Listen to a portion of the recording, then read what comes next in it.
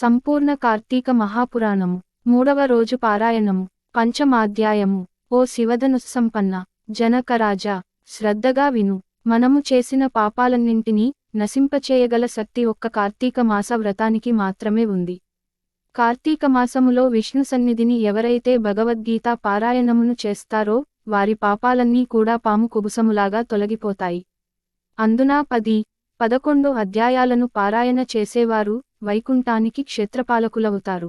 ఎవరైతే కార్తీక మాసంలో తులసీదళాలతోగాని తెలుపు లేదా నలుపు గన్నేరు పూలతోగాని విష్ణుపూజను చేస్తారో వాళ్ళు వైకుంఠానికి చేరి విష్ణు సమభోగాలననుభవిస్తారు. ఈ కార్తీక మాసంలో హరిహరులెవరి సన్నిధినైనా సరే ఏ పురాణాన్నైనా సరే ప్రవచించేవారు సర్వకర్మబంధ విముక్తులవుతారు. కార్తీక వనభోజనము. యః కార్తీకే సితే వనభోజనమాచరేత్ సయాతి వైష్ణవం ధామ సర్వపాపైః ప్రముచ్యతే. కార్తీకమాస శుక్లపక్షంలో వనభోజనము చేసినవారు పాపవిముక్తులై విష్ణుధామాన్ని పొందుతారు. జప, హోమ, పూజ, భోజన, తర్పణ ఫలాలతో పాపి క్షుద్ర చండాలాది అశుచవంతుల యొక్క సంభాషణలను వినిన పాపం తుడిచిపెట్టుకుపోతుంది. కాబట్టి మహారాజా, కార్తీకమాస శుక్లపక్షంలో అన్ని రకాల వృక్షాలతో బాటుగా ఉసిరి చెట్టు కూడా ఉన్న తోటలోనే వనభోజనమును ఏర్పాటు చేసుకోవాలి. ఉసిరి చెట్టు క్రింద సాలగ్రామము నుంచి గంధ పుష్పాక్షతాదులతో పూజించి యథాశక్తి బ్రాహ్మణులనాహ్వానించి గౌరవించి వారితో కలిసి భోజనము చేయాలి.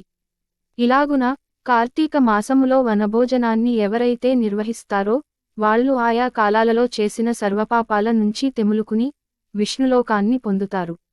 జనకజనపతి. ఈ కార్తీక మహాత్మ్యాన్ని భక్తిశ్రద్ధలతో విన్న బ్రహ్మణుడొకడు దుర్యోని సంకటము నుంచి రక్షింపబడ్డాడు. కథ చెబుతాను విను. దేవదత్తోపాఖ్యానము. పూర్వం కావేరీ తీరములో దేవశర్మ అనే సద్బ్రాహ్మణుడుండేవాడు. అతనికొక పరమ దుర్మార్గుడైన కుమారుడు కలిగాడు. అతని పేరు దేవదత్తుడు.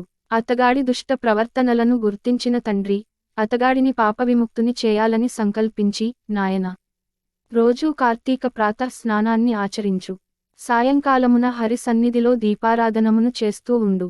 ఈ విధంగా కార్తీక వ్రతాన్ని ఆచరించి ధన్యుడివికా అని చెప్పాడు. కాని దుర్వర్తనుడైన ఆ బ్రాహ్మణ పుత్రుడు తానటువంటి కట్టుకథలను నమ్మనని, కార్తీక వ్రతాన్ని ఆచరించనని తండ్రికి ఎదురుతిరిగాడు. అందుకు కినిసిన దేవశర్మ తన కుమారుడిని అడవిలోని చెట్టు తొర్రలో ఎలుకవై పడి ఉండు అని శపించాడు. శాపానికి భయపడిన ఆ విప్రకుమారుడు తండ్రి పాదాలబడి తనకు తరణోపాయం చెప్పమని కోరగా ఆ తండ్రి, నాయనా, నీవెప్పుడైతే కార్తీక మహాత్మ్యాన్ని సంపూర్ణముగా వింటావో అప్పుడే నీ ఎలుక రూపము పోతుందని శాపవిముక్తి అనుగ్రహించాడు. దేవదత్తునికి శాపవిముక్తి. పితృశాప కారణంగా అప్పటికప్పుడే మూషిక రూపాన్ని ధరించిన బ్రాహ్మణ యువకుడు గజారణ్యములో ఫలవంతమైనది, అనేక జంతువుల కాధారభూతమైనది అయిన ఒకానొక మహావృక్ష కోటరములో మనసాగాడు. ఇలా కొంతకాలము గడిచాక ఒకానొకప్పుడు మహర్షి అయిన విశ్వామిత్రుడు శిష్య సమేతంగా కార్తీక స్నానమాచరించి వచ్చి ఆ ఎలుక ఉన్న చెట్టు మొదలునందు దువిష్ణుడై తన పరివారానికి పరమపావనమైన కార్తీక మహాత్మ్యాన్ని వినిపించసాగాడు. ఆ సమయంలో దయాహీనుడు, పాపాల పుట్ట, అడవి జీవాలను హింసించి పొట్టపోసుకునేవాడు అయిన ఒక కిరాతకుడా ప్రాంతాలకు వచ్చాడు. పుణ్యపురుషుల దర్శనము వల్ల ఉపకారమేగాని అపకారము ఏనాడూ జరుగదు. అదేవిధముగా విశ్వామిత్రాది తపోబృంద దర్శనమాత్రం చేత రవంత పశ్చాత్తప్తుడు, జ్ఞాని అయిన ఆ కిరాతకుడు వారిని సమీపించి, అయ్యా, మీరు చెప్పుకుంటున్న కథలేమిటి అని వింటుంటే నాకీ కిరాతక జీవితం పట్ల చిరాకు పుడుతోంది. దయచేసి ఈ రహస్యమేమిటో చెప్పండి అనగానే అతనిలో వివేకం విచ్చుకుంటున్న వైనమును గమనించిన విశ్వామిత్రుడు, నాయనా, మేము కార్తీక వ్రతాన్ని ఆచరిస్తున్నాము. ఈ కార్తీక మాసములో ఎవరైనా సరే తెలిసిగాని తెలియకగాని స్నానదాన జప తప పురాణ శ్రవణాదును చేసినట్లయితే వారు వారి సర్వ పాపాల నుంచి విముక్తులవుతారు. ఈ వ్రతాన్ని భక్తితో ఆచరించేవాళ్లు జీవన్ముక్తులవుతారు అని తెలియజేశాడు. ఈ విధముగా కిరాతకునికి చెబుతున్న కార్తీక మహాత్మ్యాన్ని వినడమే తడవుగా తొర్రలోనున్న ఎలుక తన శాపగ్రస్త రూపాన్ని వదిలివేసి పూర్వయువ బ్రాహ్మణ రూపాన్ని పొంది విశ్వామిత్రాదులకు ప్రణమిల్లి తన పూర్వవుగాథను వినిపించి ఆ బుషుల నుండి సెలవు తీసుకుని తన ఆశ్రమానికి తరలిపోయాడు. అనంతరము ఆ కిరాతకుడు కూడా విశ్వామిత్రాదుల వలన కార్తీక మహాత్మ్యాన్ని కడకంటా తెలుసుకోవడం వలన ఆ జన్మకి కిరాతకుడయి కూడా దేహంతరాన ఉత్తమగతులను పొందాడు. కాబట్టి ఓ జనకరాజా, ఉత్తమగతులను కోరేవారు ప్రయత్నపూర్వకముగా నైనా సరే కార్తీక వ్రతమాచరించాలి. లేదా కనీసము కార్తీక మహాత్మ్యాన్నైనా భక్తి శ్రద్ధలతో వినాలి. పంచమోధ్యాయ సమాప్త. షష్ఠాధ్యాయము. శ్రీ వశిష్ఠుడు చెబుతున్నాడు రాజర్షి జనక, ఈ కార్తీక మాసము 30 రోజులు కూడా ఎవరైతే శ్రీమహావిష్ణువును కస్తూరి గంధాదులతోనూ పంచామృతములతోనూ అభిషేకిస్తారో వారికి 10,000 అశ్వమేధాలు చేసిన ఫలితము లభిస్తుంది. కార్తీక మాసములో సంధ్యావేళ విష్ణు సన్నిధిలో దీపారాధనమును చేసినా దీపదానము చేసినా వారు విష్ణులోకాన్ని పొందుతారు.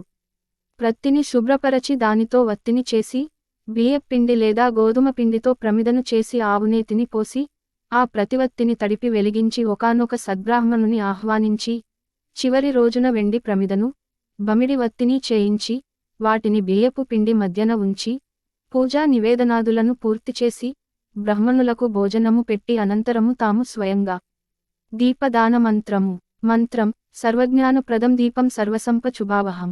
దీపదానం ప్రదాస్వామి శాంతిరస్తు సదామమ. జ్ఞానమును సంపదలను శుభములను కలిగించే దైవ దీపదానాన్ని చేస్తున్నాను. దీని వలన నాకు నిరంతరము శాంతి సుఖములేర్పడుగాక అని చెప్పుకుంటూ పిండితో సహా ఆ దీపాన్ని బ్రాహ్మణునికి దానం చేయాలి. అలా చేసినవారు అక్షయమైన పుణ్యాన్ని పొందుతారు. ఈ దీపదానము వలన విద్య జ్ఞాన ఆయుర్వృద్ధి అనంతరము స్వర్గభోగాలు కలుగుతాయి. మనోవాక్కాయ కృత పాపాలన్నీ సమసిపోతాయి. నిదర్శనార్థమై ఒక కథను వినిపిస్తాను. లుబ్ధ వితంతువు మోక్షమందుట. పూర్వం ద్రావిడ దేశములో ఒక అనాథ వితంతు ఉండేది.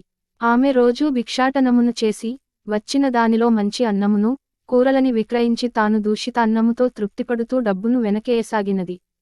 ఇతరుల ఇండ్లలో వంట పనులు కుట్టుపనులు మొదలైనవి చేస్తూ ప్రతిఫలముగా వారి వద్ద కొంత ద్రవ్యాన్ని తీసుకుంటూ ఉండేది.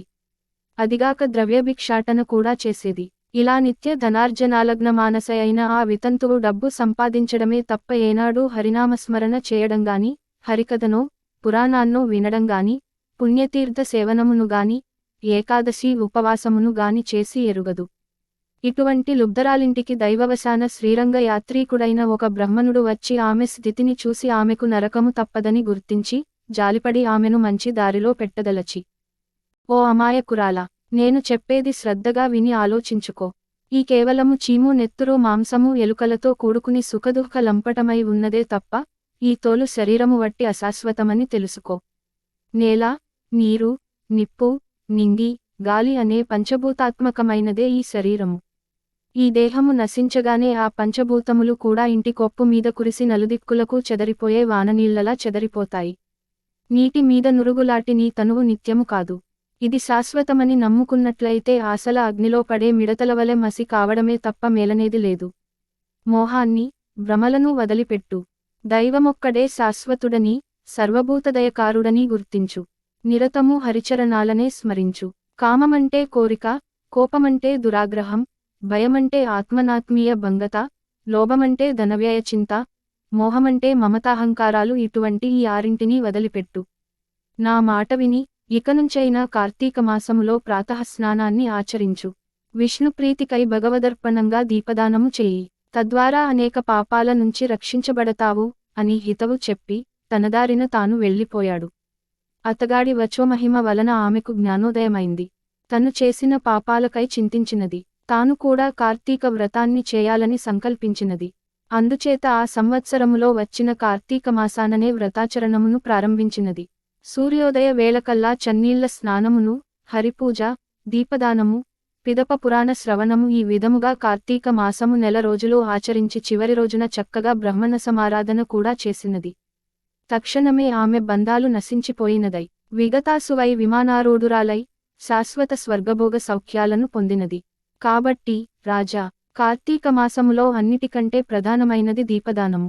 తెలిసిగాని తెలియకగాని ఎవరైతే దీపదానము చేస్తున్నారో వారు తమ పాపాలను నశింప చేసుకొన్నవారే అవుతున్నారు. దీనిని వినినా చదివినా జన్మ సంసార బంధ విముక్తులై విష్ణుభక్తి పరాయణులవుతారు.